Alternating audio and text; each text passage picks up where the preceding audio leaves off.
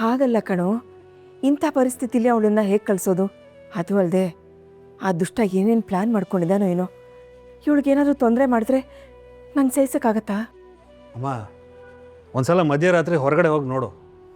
ಹಗಲಲ್ಲೂ ಅಷ್ಟು ಜನ ಓಡಾಡಲ್ಲ, ರಾತ್ರಿ ಅಷ್ಟು ಜನ ಓಡಾಡ್ತಾರೆ. ಹಗಲು ರಾತ್ರಿನ ಒಂದು ಗೊತ್ತಾಗಲ್ಲ. ಈಗೆಲ್ಲ ಗಂಡಸರಿಗಿಂತ ಹೆಣ್ಣುಮಕ್ಕಳೇ ಎಲ್ಲದರಲ್ಲೂ ಮುಂದು. ಅವರಿಗೆ ಅವಕಾಶಗಳು ಜಾಸ್ತಿ ಇದೆ. ಇವಳು ಕೆಲಸ ಮಾಡ್ತೀನಿ ಅಂತ ಹೇಳ್ತಿದ್ದಾಳೆ, ನೀವ್ಯಾಕೆ ಬೇಡ ಅಂತಿದ್ದೀರಾ? ಅವಳು ಕೆಲಸ ಮಾಡಿದ್ರೆ ತಾನೇ ಅವಳು ಕಾಲ ಮೇಲೆ ನಿಂತ್ಕೊಳ್ಳೋದಕ್ಕಾಗೋದು. ಏನ್ರಿ, ಜಾನು ಒಬ್ಬಳನ್ನ ಸಾಕಾಗದಿರೋಂಥ ಪರಿಸ್ಥಿತಿ ನಮಗೇನಿದೆ ಹೇಳಿ? ನನಗೆ ಗೊತ್ತು ನೀವು ಹೀಗೆಲ್ಲ ಯಾಕೆ ಮಾತಾಡ್ತಿದ್ದೀರಾ ಅಂತ. ಜಾನುನು ಹೊರಗಡೆ ಹೋಗಿ 4 ಕಾಸು ಸಂಪಾದನೆ ಮಾಡಿ ನಿಮ್ಮ ಕೈಗೆ ಅವಳು ಶೇರನ್ನು ಕೊಡಲಿ ಅಂತ ತಾನೇ ನೀವು ಹೀಗೆಲ್ಲ ಮಾತಾಡ್ತಿರೋದು.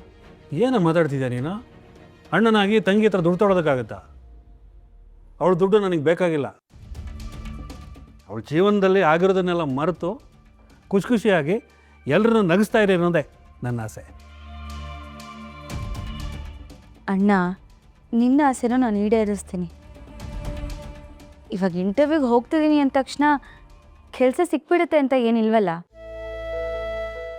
ಅದಕ್ಕೂ ಟೈಮ್ ಬೇಕು. ಅದಕ್ಕೆ ಇಂಟರ್ವ್ಯೂಗೆ ಹೋಗೋದಕ್ಕೆ ಅವಕಾಶ ಮಾಡಿಕೊಡಿ ಅಂತ ಕೇಳ್ತಿರೋದು.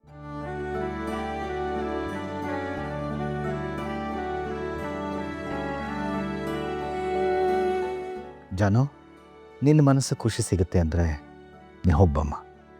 ಒಳ್ಳೇದಾಗಲಿ. ಥ್ಯಾಂಕ್ಸ್.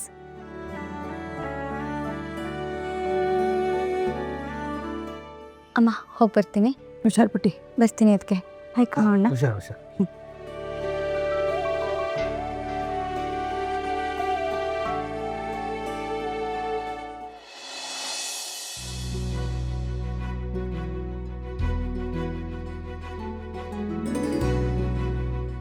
ಚೆಲ್ವಿ, ಅರ್ಜುನ, ಎಲ್ಗೋ ಹೊರಟಿದ್ದೀರಾ?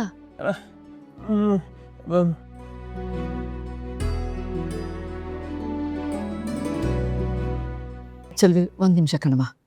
ಇವತ್ತು ನೀವು ಅಂಗಡಿಗೆ ಹೋಗೋದು ಸರಿಯಲ್ಲ, ಹೋಗ್ಬೇಡ. ಅರ್ಜುನ, ನಿಮ್ಮ ಅಪ್ಪಂಗೆ ಹುಷಾರಿಲ್ಲ ಅಂತ ನಿನಗೆ ಗೊತ್ತು ತಾನೇ? ಇಂಥ ಪರಿಸ್ಥಿತಿಲಿ ಎಲ್ಲ ಜವಾಬ್ದಾರಿನೂ ಪಾಪ ಲಕ್ಷ್ಮಿ ಮೇಲೆ ಹೊರಿಸಿ ನೀವು ಹೋಗೋದು ಸರಿಯಲ್ಲ ಕಂದ. ಗಂಡು ಮಗನಾಗಿ ನೀನು ಅವ್ರ ಜೊತೆಗಿದ್ದವ್ರನ್ನ ನೋಡ್ಕೋಬೇಕಲ್ವಾ? ಈಗ ಹೆಂಗಸ್ರಿಗೆ ಏನಾದರೂ ಆಗಿದ್ದಿದ್ರೆ ಅವ್ರನ್ನ ನೋಡ್ಕೊಳ್ಳೋಕ್ಕೆ ಚೆಲ್ವಿನೋ, ನಾನು, ಜಾನುನೋ, ವೀಣನೋ ಇದ್ದೀವಿ. ನಿಮ್ಮಪ್ಪಂಗೆ ಹಿಂಗಾಗಿರೋದ್ರಿಂದ ಗಂಡು ಮಗನಾಗಿ ನೀನು ಜೊತೆಗಿರ್ಬೇಕು ಕಂದ. ಅವ್ರ ಕೈ ಏಟಾಗಿದೆ ಅಲ್ವಾ? ಅವ್ರಿಗೆ ಸ್ನಾನ ಮಾಡಿಸೋದು, ಊಟ ಮಾಡಿಸೋದು ಎಲ್ಲ ಮಗನಾಗಿ ನೀನು ಮಾಡಬೇಕು ಕಂದ.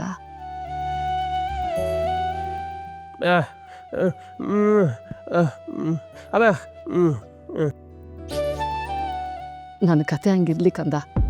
ಮೊದಲು ಹೋಗಿ ನಿಮ್ಮ ಅಪ್ಪನ ನೋಡ್ಕೊ, ಅವ್ರಿಗೆ ಸಹಾಯ ಮಾಡು. ಚೆಲ್ವಿ, ನನಗೂ ಮನೇಲಿದ್ದು ಇದ್ದು ಬೇಜಾರಾಗಿದೆ.